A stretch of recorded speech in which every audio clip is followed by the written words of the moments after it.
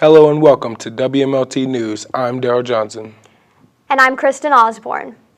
Downtown Princeton had quite the situation on their hands Monday, March 13th.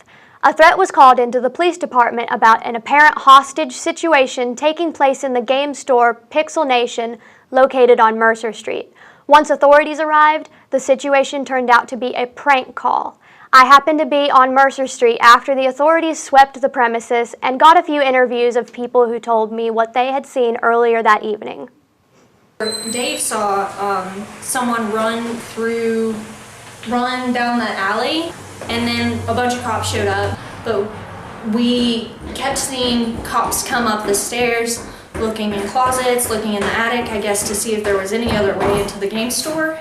A couple of people were saying that it was something that was just a calling threat, that it wasn't really happening. We actually saw a man running around with what we thought was a toy rifle. And so once we started seeing more cop cars and more police people and way more guns showing up, we realized, oh, this is not a good situation. After about 10 or 15 minutes, they came upstairs looking for someone. Allegedly, a hostage threat was made where $50,000 was demanded from Pixel Nation. I'm here just outside of Pixel Nation where the incident occurred. The hostage situation was apparently in effect within the store. I had the opportunity to speak with Kevin, the owner, and Corey, the store manager, about what exactly happened inside the store after the prank call. Basically, there was a hostage report reported to the police station, the 911 center, and then after they got that call, then they wound up calling our store and telling the employee he needed to lock the front door and get all the employees to the back. And then pretty much the police blocked off the street and came in here and searched the whole building. Monday around, I think 6:30, I got a phone call from a blocked caller ID telling me that I needed to lock all the customers in the back room and lock the front door and keep everybody back there. From a block caller ID from a person claiming to be the police department, but that's exactly what they said, is this is the police department. I was playing on my phone and didn't happen to look up to notice that all of Mercer Street had been blocked off by police. They told me that somebody had called them claiming we had hostages in the back, or somebody had hostages in the back. And then while I was outside with the police officers, he called again and called me a name, told me I should have listened, and then when I gave the phone to the police officers, he hung up on him. We knew it was a hoax from the very beginning. We got the first phone call and the cops showed up. We already knew that it was just a big prank. Kevin Morris and Corey Drake believe that their business was the target of an internet term called swatting, which is an online hoax. They believe this was because of the 24/7 online Ustream video feed. Since the incident, the owners have taken the feed offline. The investigation is still ongoing. No arrests have yet been made. A high school principal in Boone County is facing charges after police say he had sex with two students. The Charleston Daily reports Van High School principal Garth Mock has been charged in Kanawha County with sexual abuse by a parent, guardian, custodian, or person of position of trust to the child. The criminal complaint alleges the 43-year-old educator had sex with two teenage students at his apartment in Kanawha County in January. Boone Superintendent John Hudson released a statement saying Mock has been on leave since late January. Senator Joe Manchin has recently had a lot to say this week, voicing concerns about the new state law involving mining passed by the Republican legislature, which trims coal mining safety and environmental standards. These changes range from the shielding coal companies from the Citizen Clean Water Act's lawsuit to requiring less rail track laid in mines. Democratic Governor Earl Ray Tomblin signed and urged state mine safety officials to craft new rules about moving equipment underground.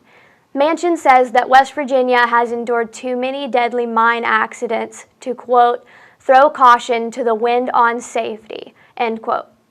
Manchin also spoke out publicly against the NRA.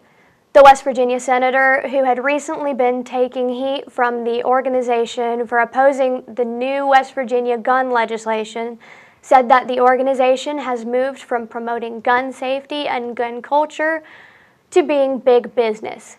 He made the comments Thursday, April 2nd, to the Associated Press. Stay tuned, there will be more WMLT after the break.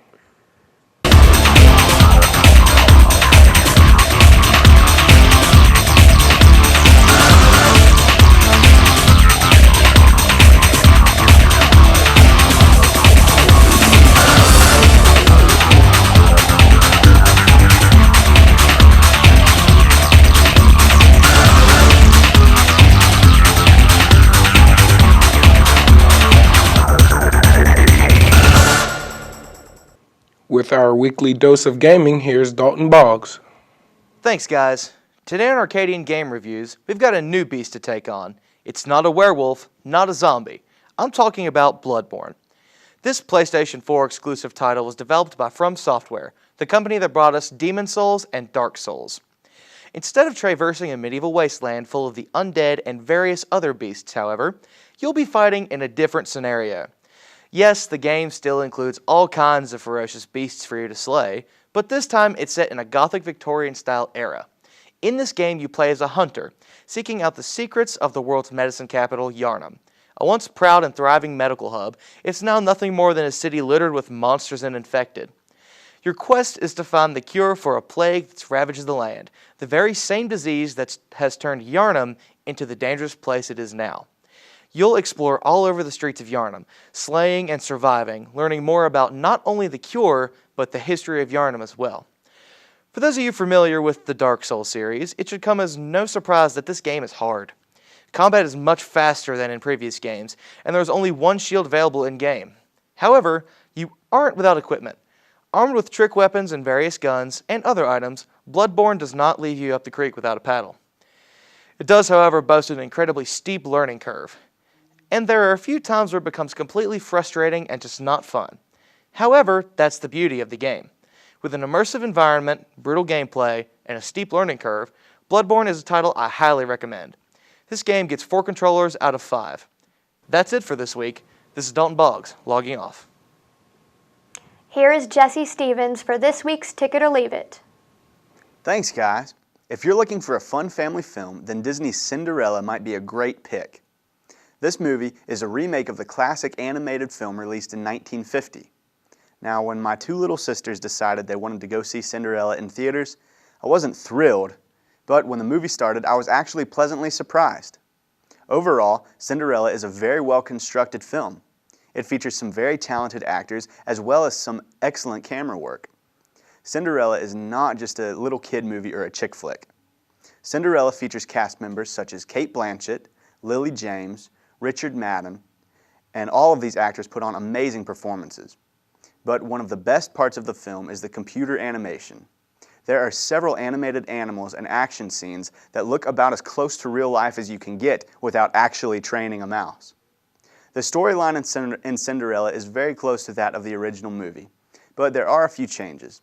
I won't spoil any of the surprises, but I will tell you that even though it's just another remake of a classic film, Cinderella is probably one of the best fantasy comedies of the year. Cinderella scores 3.5 out of 5 stubs. It's still in theaters, so don't forget to check it out. And that's it for Tick It or Leave It this week. I'm Jesse Stevens. Thanks for watching. And now for this week's sports headlines, here's Brad Sullivan. Thanks, guys. The NCAA basketball championship was this past week with the Duke Blue Devils beating the Wisconsin Badgers 68-63. Duke was led by freshman guard Tyus Jones, who scored 23 points. In the loss, Wisconsin center and the 2015 College Basketball Player of the Year, Frank Kaminsky, scored 21 points with 12 rebounds. The win is Duke's 5th national championship. Opening day for the 2015 baseball season was this past Sunday when the Chicago Cubs and the St. Louis Cardinals played the first game of the year. The Cardinals beat the Cubs 3-0, and former Cy Young winner and the big offseason addition to the Cubs pitching staff, Jon Lester. Monday kicked off the start of the season for every team as it was opening day countrywide. The remaining 30 teams all played. The new-look Boston Red Sox won their opening day game 8-0 against the Phillies. The Red Sox were led by 5 home runs that they hit. 2 of them were from their newest offseason addition, Hanley Ramirez, who was 2 for 4 with 5 RBIs in his debut. Pitcher Max Scherzer made his debut for the Washington Nationals with a 3-0 loss to the New York Mets. All 3 runs came on errors by national shortstop Ian Desmond. The revamped Padres started their season off against division rivals, the Los Angeles Dodgers. Former Dodger Matt Kemp went 2 for 4 with 3 RBIs, but his effort was not enough as Dodgers shortstop Jimmy Rollins hit a 3-run home run to win the game for the Dodgers. Tiger Woods returned to golf this past week as he participated in the Masters tournament. Woods teed off on Thursday. Woods is looking to win his 5th Masters championship and his first major since 2008. That's all for sports. I'm Brad Sullivan. Back to you guys at the desk. Athens is a small town with its longtime businesses being the deli, Geno's, and the CVS pharmacy. The new Dollar General has been a huge gain for not only Concord University students, but Athens residents as well. Sam Wright went out to get the customers' reception of the new store. The Dollar General that recently got put up has been a huge surplus to the town as well as a big help to the students that live at Concord University. I talked to Andy Ellington of the Concord University football team to ask him how important and how beneficial it's been that this Dollar General has been installed. Commute is 10 times better, just in general. Like, I thought that maybe it would only be, like you said, like picking up a couple things, but like in total the store actually has a lot more stuff than what I expected. They got like not just normal Dollar General stuff, they got some food, they got drinks. So, I mean, especially like late night when you don't want to run to Princeton, if you're not already in Princeton, eating out or something. But the commute, just is killer. You can just walk down the street and get what you need. And at nighttime, it's a lot better if you don't want to go all the way to Princeton when it's late. Dollar General offers a variety of products as well as movies, candies, a lot of cleaning supplies, and food as well, making life very easy for residents not only in Athens but at Concord University. For WMLT News, I'm Sam Wright.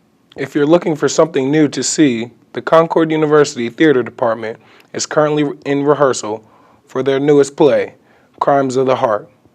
This play, about a family who comes together when things get rough, will be on H.C. Paul Theater Stage, beginning on April 22nd through April 25th.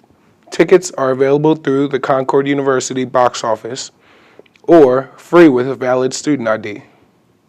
Downtown Princeton will come alive on Saturday, April 18th, as local businesses offer open houses, music performances, games, special students deals, and more. Concord University SGA teams with Princeton Renaissance Project and local businesses such as the Riff Raff Arts Collective, Dayfly Books and Collectibles, Sly Fox Shop, Pixel Nation Retro Video Game Store, The Music Exchange, Associated Photography, Diamonds and Gold Local, Danny's Allure Salon, The Warehouse, and more for the event. The goal is to introduce students and the public to the new energy of downtown Princeton. The event begins at 6 p.m. and will last until about 10 p.m. Music performances are free of charge, compliments of Concord University. For more information, visit PrincetonRenaissanceProject.org/events or call 304-425-6425. That's it for WMLT News this week. I'm Kristen Osborne. And I'm Daryl Johnson. We'll see you in 2 weeks.